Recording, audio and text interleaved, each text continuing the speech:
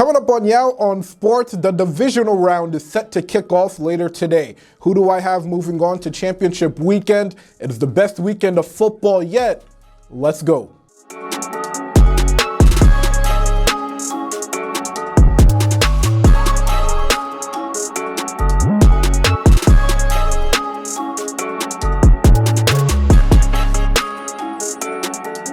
Welcome into Yao on Sports. I'm your host, Yao Bonsu. Today, the divisional round starts, and trust me, what a stacked slate it is. Joe Burrow and Cincy travel to the Music City to take on the Titans.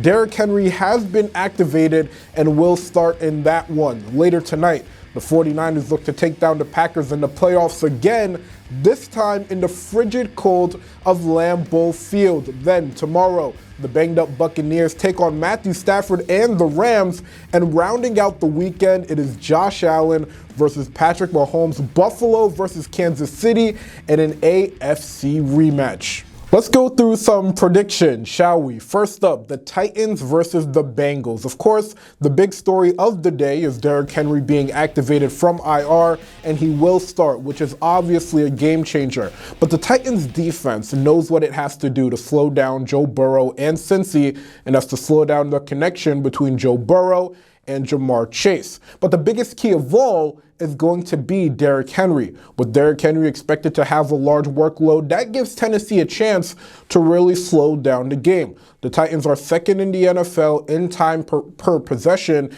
and that is without Henry for a majority of the season. So with Derrick Henry back, Cincinnati has all the pressure to deliver on its gung-ho type offense, because if it doesn't, then the Titans will continue to eat up more and more of the clock throughout the entire game. And we know who Derrick Henry is and what he is capable of, so on that note, give me the Titans. Ryan Tannehill's QBR jumps over 30 points when Derrick Henry is in the backfield, and with Henry having no limitations, I fully expect the Titans to come out with the victory.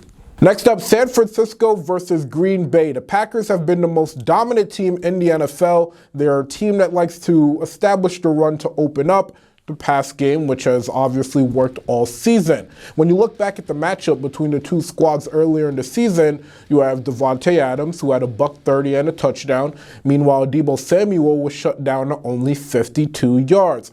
But give me Green Bay in this matchup. Jimmy Garoppolo is bound to make some sort of mistake in this matchup, and that is what is going to carry the Packers to the win ultimately. And with that comes also the rush defense, which we know Kyle Shanahan is going to do whatever he can to take the ball out of Jimmy Garoppolo's hands, and that includes running the ball with not only Elijah Mitchell or Deebo Samuel, but really any receiver on the team. And it's huge for Green Bay to have Zadarius Smith and Whitley Mercilus back, because those are two players that can absolutely slow down the run and can absolutely get pressure on Jimmy G to make a mistake.